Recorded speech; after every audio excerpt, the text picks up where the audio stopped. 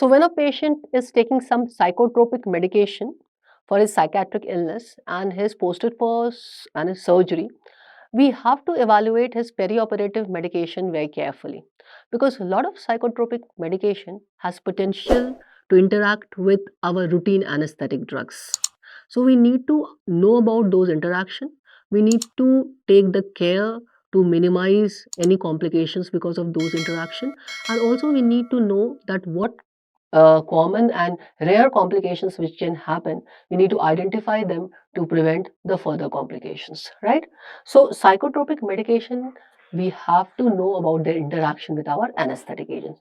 So psychotropic medications can be divided into different types, like it can be classified into selective serotonin reuptake inhibitors, that is SSRIs. These are the most common one which you will find the patient on, and the drugs which comes under this is sertraline, fluoxetine, paroxetine, citalopram, etc. Then we have your serotonin norepinephrine reuptake inhibitors, in which we have venlafaxine, duloxetine, etc. Then we have tricyclic antidepressant like amitriptyline, imipramine, and clomipramine, etc. Then monoamine oxidase inhibitors like phenazelin, selagelin, etc. Then atypical antidepressant, in which we have bispiron, meteroprezipine, trazodone, and serotonin modulators like vilazodone, etc. Then newer novel antidepressant like your uh, ketamine, which we are using as ketamine, or ketamine which we are using in the resistant depression cases. So we will mostly concentrate here on SSRIs, your tricyclic antidepressant, monoamine oxidase inhibitors, and the serotonin norepinephrine reuptake inhibitors. Now, atypical antidepressant rarely interacts with our anesthetic agents, and they are the one the safest if the patient is on. Then a new novel antidepressant, you will rarely find a patient of refractory antidepressant posted for surgery. So let us see that how does the selective serotonin reuptake inhibitors interact with our anesthetic agent. So the most common drug, the entire drugs I have written it here, but the most common drug which is you will find the patient is on is paroxetine, sertraline, and fluoxetine. Now, these are used for managing mild to moderate depression. Mild to moderate depression, right? And when you get a patient on these medication, normally we continue it throughout the perioperative period. So we continue throughout periop period. But we are continuing them throughout the periop period. But we need to remember that they can have some interaction with our anesthetic agents. Now, your fluoxetine and sertraline, they inhibit the cholinesterase, enzyme, the plasma cholinesterase, etc. So one of the important drugs which we use in anesthesia, succinylcholine, its metabolism can get delayed, and the duration of action of succinylcholine, which is normally 8 to 9 minutes, can get prolonged. So effects on anesthetic agents, effects of these drugs or effects on anesthetic agents, and the other drugs which we use during anesthesia like our vasopressors, inotropes, etc. So as I said, fluoxetine and sertraline, both of them inhibits cholinesterase, So when cholinesterase is inhibited, the action of succinylcholine gets prolonged. So succinylcholine prolonged. Succinylcholine prolonged action. Now, apart from this, your fluoxetine, this can inhibit one very important CYP2D6 of liver. So drugs which depends upon the hepatic metabolism, their duration can also be prolonged in the backdrop of fluoxetine, right? In the backdrop of fluoxetine. So if a patient is on fluoxetine, it inhibits long-term fluoxetine, it inhibits cytochrome CYP2D6, and it increases the plasma level of the drugs metabolized by liver. So it increases plasma level of agents that rely on hepatic metabolism. And mind you, most of our IV anesthetic agents rely on hepatic metabolism. Now, these are the two interactions that we have to remember. One very important complications, development of rare complications, severe rare complication, that is serotonin syndrome, can happen if we give any drug which can also increase the level of serotonin in brain. These are the drugs which are selective serotonin reuptake inhibitors. So any other drug which can increase the serotonin level are given along with them, then the risk of serotonin syndrome development is there, and it is a condition with a high risk of morbidity and mortality. So development of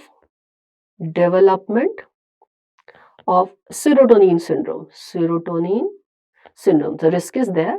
Now, this is rare. This is a rare but fatal. Rare but lethal, but fatal, right? But fatal. So, what happens in this serotonin syndrome? Patient is agitated. What is seen? Agitation, then clonus, hyperreflexia, hyperreflexia, and hyperthermia. Hyperthermia. So when this will happen, if a patient on serotonin receptor uptake inhibitors, selective serotonin reuptake inhibitors, so patient on selective serotonin reuptake inhibitors are given other drugs with serotonergic potential, which can also increase serotonin. Other drugs with serotonergic potential, like your ondansetron. Ondansetron, this is one of the commonest antiemetic which we use. Ondansetron or your metoclopramide. Metoclopramide, right? Metoclopramide. So this condition can get precipitated. Got it? So whenever we are taking a patient with selective serotonin reuptake inhibitors, I would not use these two as an antiemetic. I would rather go for other antiemetic like dexamethasone, etc. Right? Okay. So we will avoid any drug which has a serotonergic potential. So this is about our selective serotonin reuptake inhibitors. The next important group of drug, tricyclic antidepressant like amitriptyline, imipramine, clomipramine, etc. Now, these again, if we stop giving it to the patient, abrupt withdrawal can precipitate the symptoms. So this is also continued in the perioperative period. So abrupt withdrawal can cause precipitation of the condition. So abrupt withdrawal is avoided. So avoid abrupt withdrawal. So we try not to withdraw it in the peri-op period. So what are the problems? These are tricyclic antidepressants. So what they do? They what is their mode of action? They inhibits the norad and serotonin reuptake. Noradrenaline and serotonin reuptake from at the synaptic cleft. So what will happen? The level of noradrenaline and the serotonin will increase. So any drug which can increase the level of noradrenaline can contribute, and this can cause a very high level of noradrenaline in the serum and can cause all the complications like hypertension, etc. And the drug which also acts through the receptor through which the noradrenaline is acting, their effect can also be more exaggerated, right? So the indirect vasopressors like ephedrine, the indirect vasopressor like ephedrine.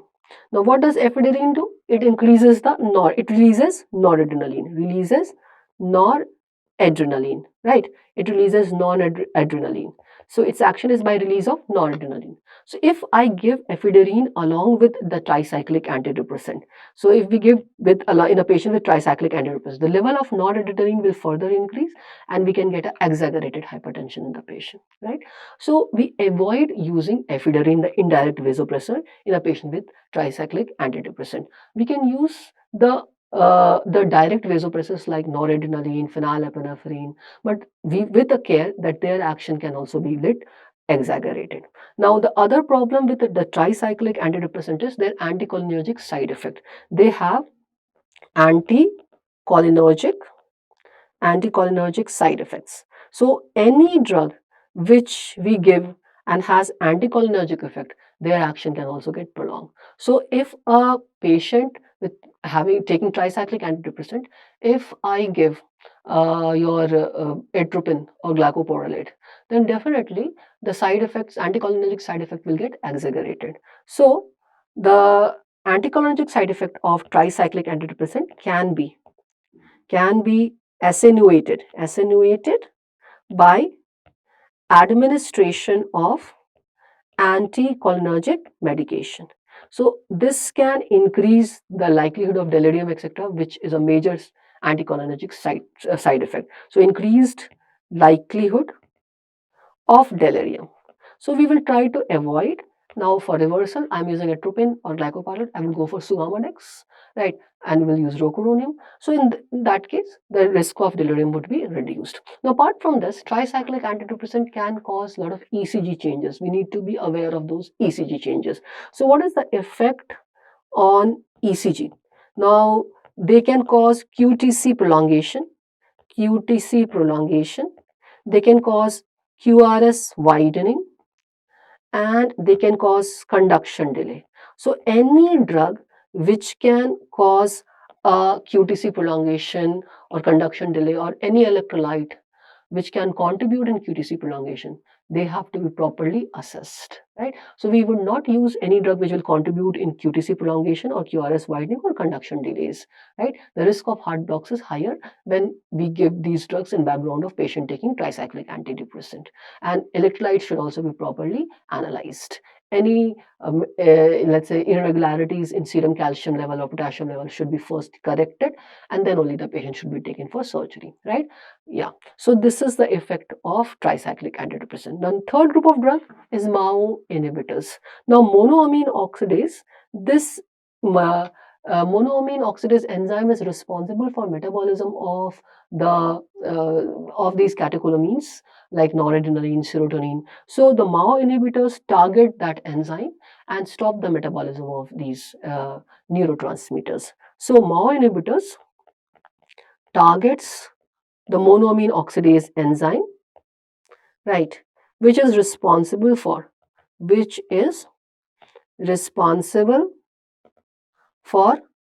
breakdown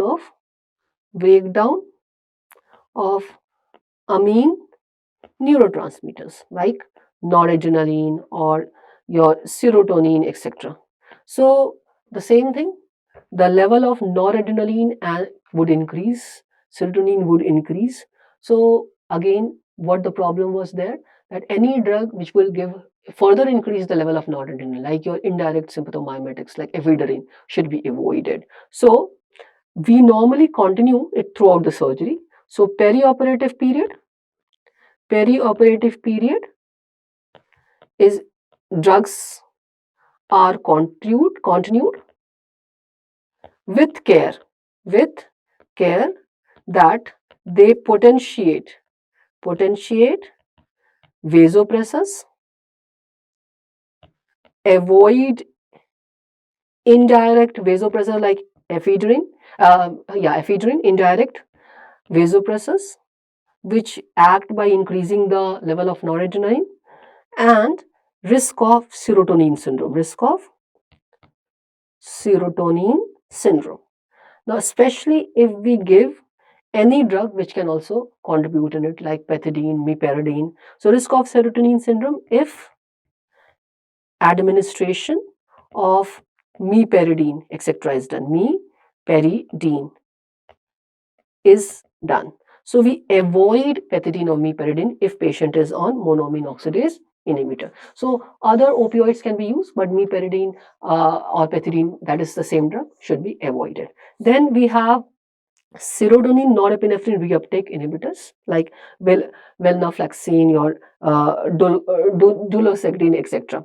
Now, these also inhibit the serotonin norepinephrine reuptake inhibitors. They inhibit the norepinephrine and serotonin reuptake. So again, the same thing, indirect vasopressors should be avoided, and ketamine, which is also sympathomimetic drug, should be avoided, right? So they inhibit norepinephrine and serotonin reuptake. Okay, so for most of the drugs, the same thing. You have to be very careful in giving your vasopressors and inotropes. They can potentiate the vasopressors and inotropes, right? And you have to be very careful. They can have the effect on our cardiac conduction system, especially your tricyclic antidepressant. But abrupt withdrawal of these drugs can be deleterious for the patient. So rather than abrupt withdrawal, we have to practice care and manage the patient. So this is one group of drug which I discussed, that is the antidepressant drugs, right? For the other group of drugs like antipsychotic or the mood stabilizers, you can refer to our topic in Learn Anesthesia app, Anesthesia for Electroconvulsive Therapy, in which we take the patients on psychotropic drug. All the drug has been discussed in let's say discussed properly out there, right? So join us on Learn Anesthesia app. Thank you.